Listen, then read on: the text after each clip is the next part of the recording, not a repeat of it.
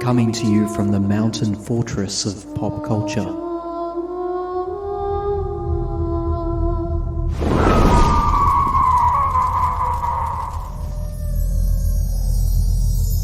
You're listening to Time to Talk. It's a little strange, it's a little bizarre, it's slightly off the wall, but it just might work. What is it, Dorothy?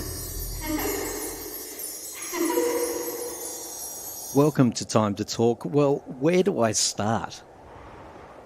I'm just beaming from ear to ear, and I feel a great deal of guilt because if you were in Kylie's camp right now, yeah, this might not be the best day since the leaking of Tension has commenced. They say it's going to be released in September. I don't think so. I think we're going to be hearing this entire album in its full glory much, much sooner than we think. Now, look, there are a lot of fake leaks out there at the moment that are rather clever, that when you download, they say, what the fuck are you doing? Why are you listening to this? You're a traitor, all of that sort of stuff. And I know there are a lot of you out there who don't believe we should be listening to the songs when they leak because it's not fair to Kylie. Leave Kylie alone. Well, I'm really sorry, but as a fan, I have waited a long time for music, and I am going to listen to every leak as they come up. I want to start with something really exciting. You know the song Go Hard or Go Home, right? It's a bit like an identifier for Kylie fans. If somebody goes, yeah, I'm a Kylie fan, and you point at them and go hard or go home. If they look at you blankly, they're not really a Kylie fan. It's our little joke, right? So Kylie has eccentric songs like I Feel For You from Body Language and probably Low Blow on Golden. So she has those really well-known eccentric songs. She has a few songs that are just they're just disastrous, but they're so cute in how disastrous they are that we embrace them. Now look, the song Piano, I don't want it to be out there in the public domain at all. I don't want it to be a B-side. I don't want it even to be on YouTube. I don't want anyone to be able to find Piano, but oh, bless you, Kylie, for recording this. What what can I say about this song? I don't... okay. Look, let me start by saying that it's... I'm struggling to remember the melody now, but it's something like, oh piano, piano, piano, oh, something along those lines. I just remember, and then it's got this bridge in it where she channels Rick Astley for some bizarre reason, and starts just speaking in a very masculine way. Look, it's going to be our guilty pleasure in our community. Okay, this will top Go Hard or Go Home. To identify each other, one person will go up and we're going to offer our hand and shake a hand and go piano with a question mark, and the other person's going to go piano, and instantly we're going to know that we're from the same community. Okay, look, what's to love about Piano? Let's be fair. Look, she chortles like Olivia Newton-John in this. It's absolutely like they've recorded it in a way that you can hear Radio On Golden, for example. Like they haven't affected the vocals too much. It's quite an intimate vocal. So it's more dampened than Radio On, but the vocal is really quite strong, funnily enough, and you feel like you're in the same room with Kylie. So that's nice. Look, but when you hear it, you'll know what I mean. This is one that it's fun. Like, I'm going to listen to it a lot because it's fun. It's just not something you'd like out there representing Kylie's career. So let's keep it amongst ourselves, shall we? Please leave me a comment. Let me know what you think of Piano. You might not agree that it's a shameful song, but don't just write in the comment, I love Piano. I know, I love Piano too. Just tell me, would you want that to be a song that the general public would hear? That's what I want to know from you. It reminds me a little bit of Where in the World from the first Greatest Hits album. If it had to live on an album, I can't imagine it would live on the album Tension, even though, of course, I don't fully know what that vibe is yet. But if anywhere, I'd be putting uh, piano on Light Years, maybe a B-side on a Light Years single. No, I don't want it as a B-side. I can't believe I said that. It shouldn't. Look, if I was forced, it would have to be a Light Years era song. But look, you're going to love it. It's a good chuckle, and I just I hope it's not on the album. I haven't said this yet. I'm not an expert in the track listing. There's so far we've got album track listing, deluxe album track listing, and then we've got quite a few offcuts.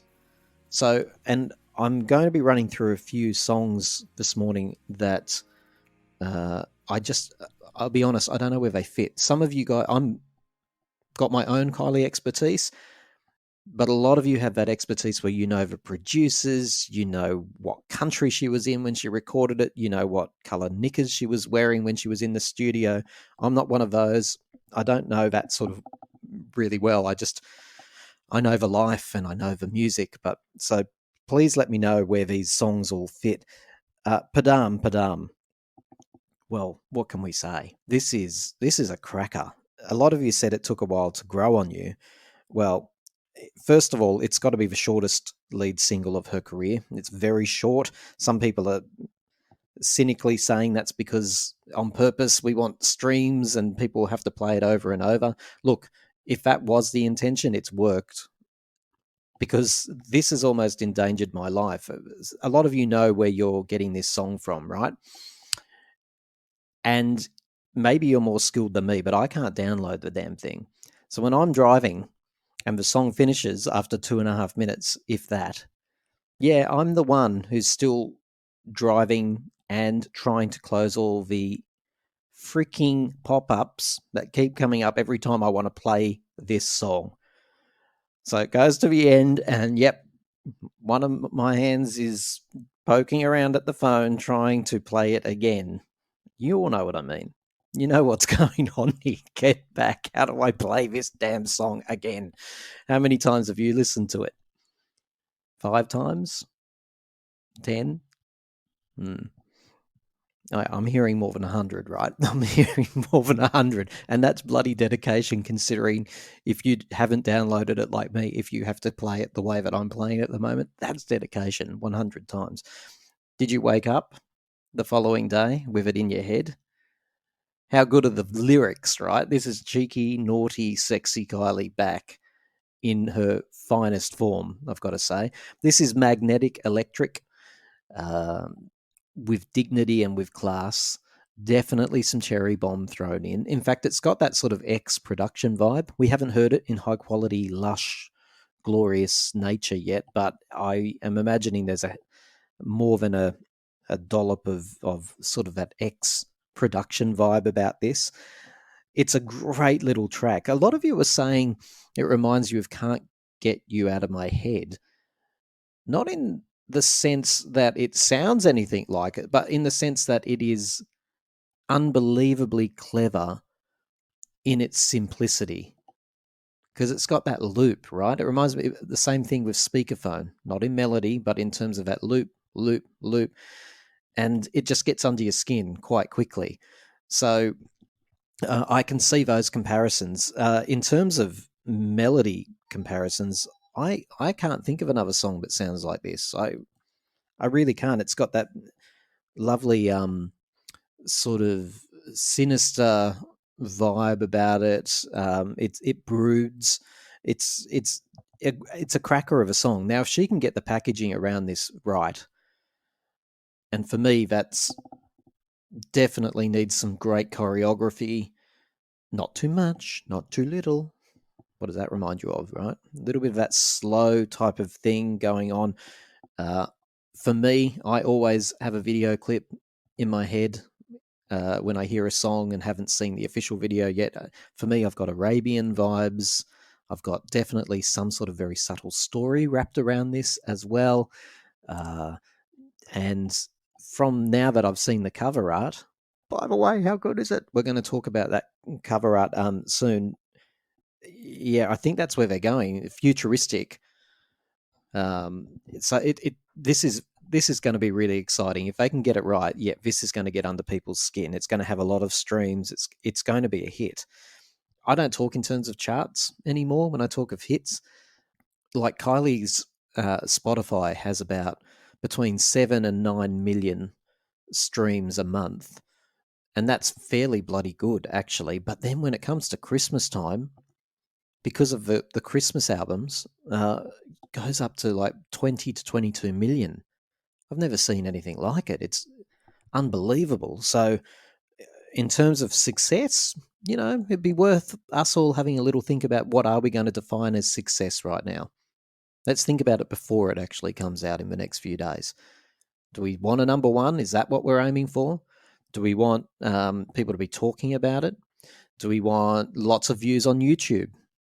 I've noticed the other day the Ollie Alexander duet, Second to Midnight, that has almost outdone Magic now. And Magic has outdone Say Something, and so it should. Say Something, it was appalling. What is success? Exactly. Look, a lot of you will be going, oh, I don't care. I don't care. You do. I don't believe you. I don't believe you. I think you're confusing not caring about success with being content to just have all this to yourself as a fan and enjoy it. Because I'm in the same space. I wouldn't care if she got 5 listens in terms of the way I enjoy the music. I will enjoy it regardless. Nothing's going to change that. But success, you're a liar if you say you wouldn't want to see her all over the media with Kylie hits number 1 at 95 years of age and all that sort of stuff. You'd love it. You'd love a Fever era too. You would. Don't tell me you wouldn't. But leave a comment if you really are that bloody minded. I won't believe you. You can tell me that you don't care about chart success and sales figures, but I won't believe you. Kylie fans are very commercially minded, but it's just been tempered with age, and you're confusing the two things. You'd be the first person, if this does become Fever Part 2, to go, I knew she'd have another one. I knew she'd be successful again. I always knew it. I said it. It was me. I did. It was me. Phooey to you is what I say. Now listen, Drum. Drum is, well, I think it's an off-cut for a start. I don't think it's made the album, but it really does sound like a song that was written by Madonna. Remember Alone Again? It's got that vibe to it, right? And if you know the song Killers Who Are Parting, there's just a little tiny thread at some points of this song of that too. Look, this is a great song. Look, it's an album track, though. It shouldn't be a single. A really good album track. The production's lovely. It really is. The production is lovely. Her voice sounds great. Look, it's not grabbing me like Padam Padam. Padam Padam is making me really excited, but Drum, not so much. And like I say, maybe that's why it's an offcut. If it is an offcut, let me know if it is or isn't. I'm pretty sure it's not on the deluxe or the main one. But yeah, Drum was an exciting little gift for me yesterday when I heard it for the first time. Running.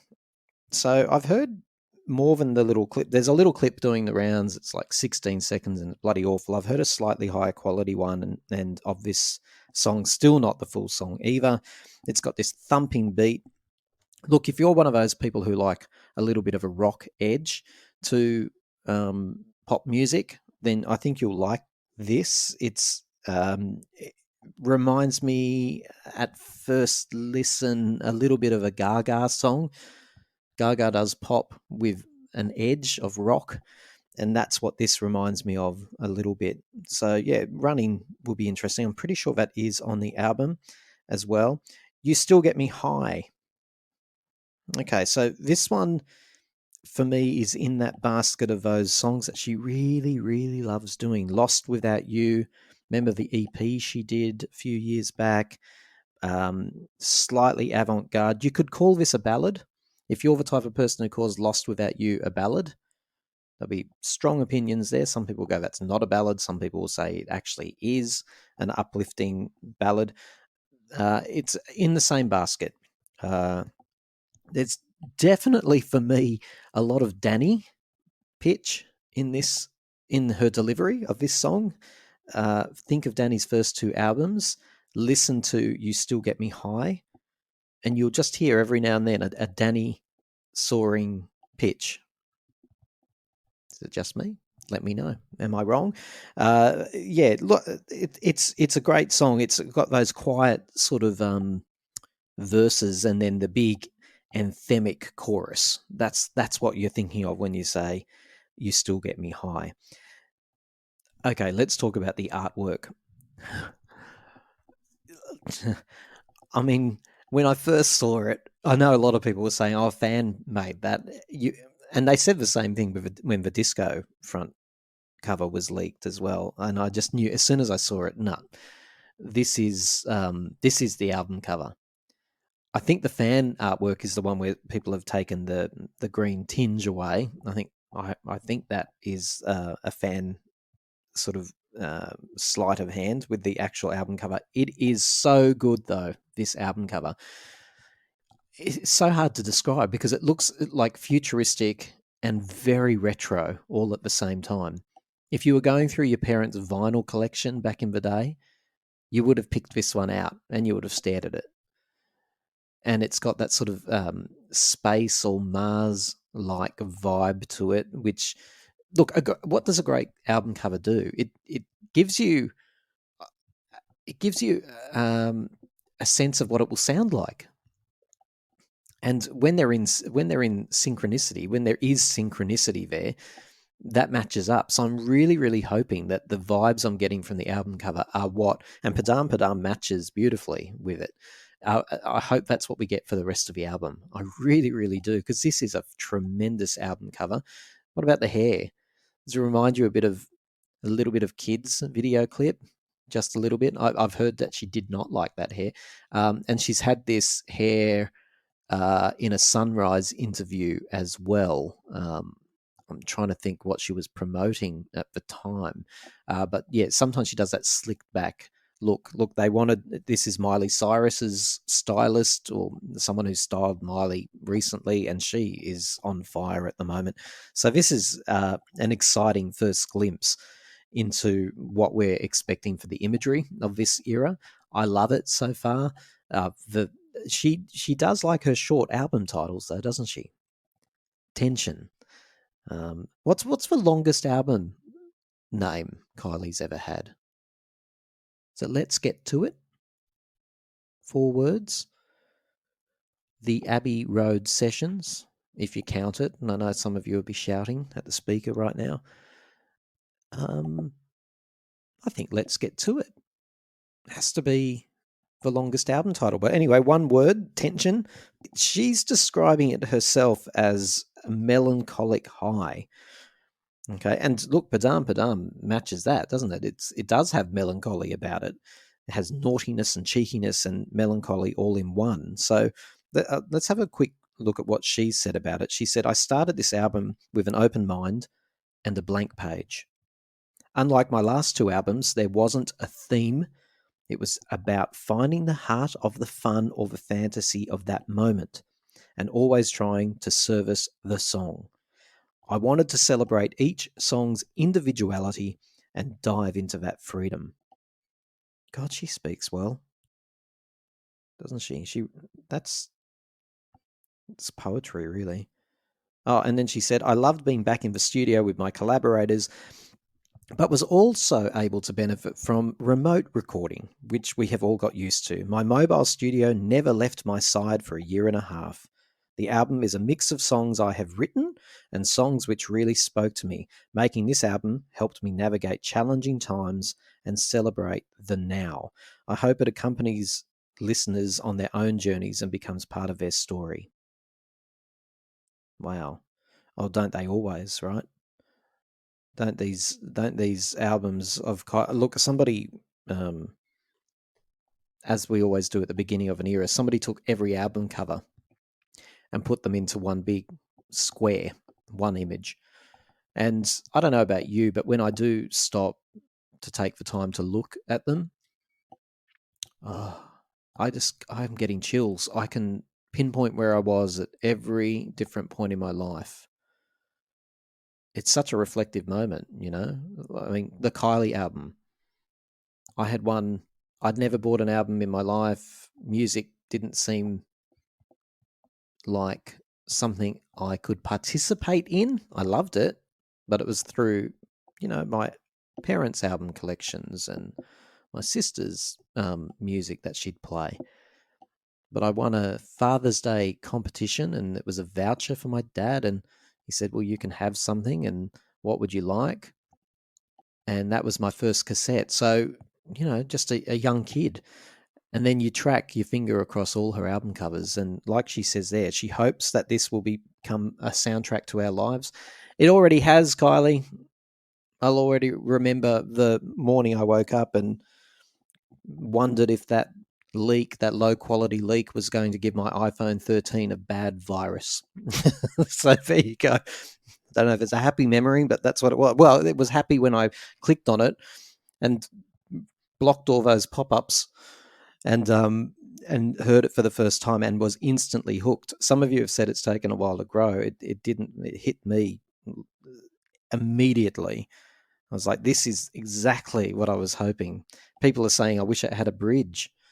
No bridge. Loop, loop, loop. That's the brilliance of this song.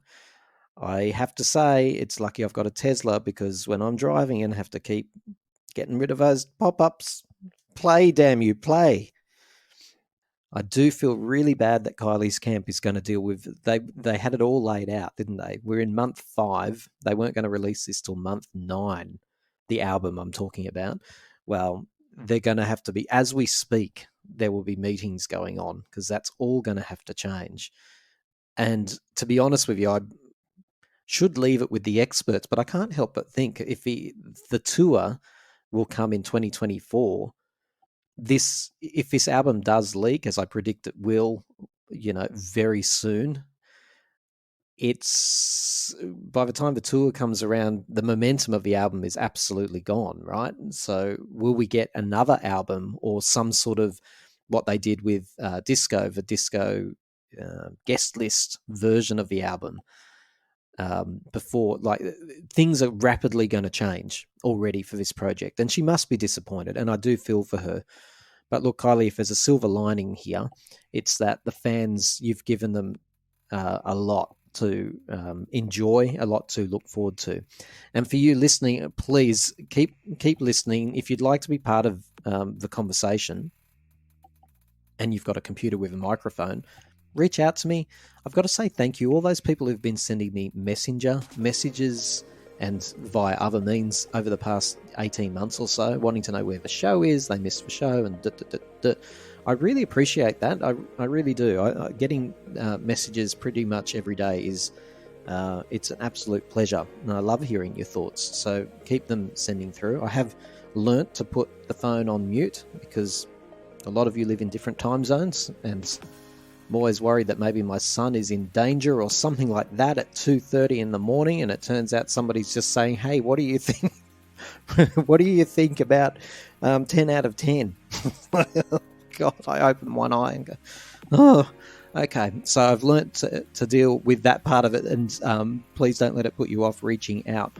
We will be doing more conversations in this era, only because if you're like me, the people at best in your world, you've got a person who will humor you, and at worst, you've got people who don't want to know you when a Kylie album comes out. The ones that humor you are those ones that go, they nod, and they nod, and they go, "Yeah, sure, I'll listen to it. Sure, I'll listen," and they smile, and then after they've listened to it, you're pretty much physically poking them in the chest. What did you think? What did you think? What did you think? It's good, isn't it? It's good. Do you think it's good? Well, why isn't your face saying it? Why aren't you playing it again? Would you play it again? Is it better than Madonna? You like it, don't you? You like it. It's good? Yeah. The poor person. You've got one of those, don't you? You've got one of those people in your life, don't you? Leave them alone. really. Leave them alone. Let's save it for the communities that we all interact in. Let's leave it there. And if you want to be part of a conversation in one of these podcasts, like I say, message me, and it can be done. Because I will never get bored of talking to other Kylie fans. We're so weirdly spread out throughout the world. It's great to connect every now and then. So look, all I can say to you is, let's keep enjoying this. Don't leave me angry messages that I'm listening to the leaked tracks, because I will continue to do so no matter what you say, and most of us will, and you probably do too. But most of all, let's just be so grateful that our Kylie, who would have thought, she's still at the fucking forefront of pop music in 2023. I was at the World Pride concert, and so emotional to see her. You know, she gets it. She really does. She gets it. She gets that she's been with some of us right from the beginning, and with most of us since Fever, because a lot of you Johnny-come-latelys. Well, I know that for some of you it was really hard. You weren't born, were you? So I suppose I can forgive you for that. But yeah, look, she knows the history she has with the fans. So when she's standing there in whatever that suit was, I'm not a fashionista, boiler suit, is that the wrong term? I don't know. And I don't know, I have an out-of-body experience. Do you? I just stare at her and think, I remember watching the On The Go video over and over and over, and you were this little girl in a hideous one-piece eggplant-coloured lycra suit, and you were so cute and adorable, and I knew how much talent you had, and I knew it was only the beginning. So it's quite strange to see her face to face like that and think, wow, you're so confident, you're so accomplished. The most emotionally intelligent person I've ever met, and I work with brilliant minds, very attuned people, but she is off the stratosphere when it comes to emotional intelligence.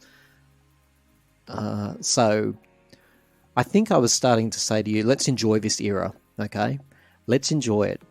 Take a breath, enjoy every damn moment of it. When you're at work, when you're going through the mundane parts of your life, when you're feeling pain or strife, let's know that there are other people out there who are engaged in this era as deeply and as meaningfully as we are. Because that's pretty damn special. I'm really looking forward to talking to you again. You take care. Enjoy.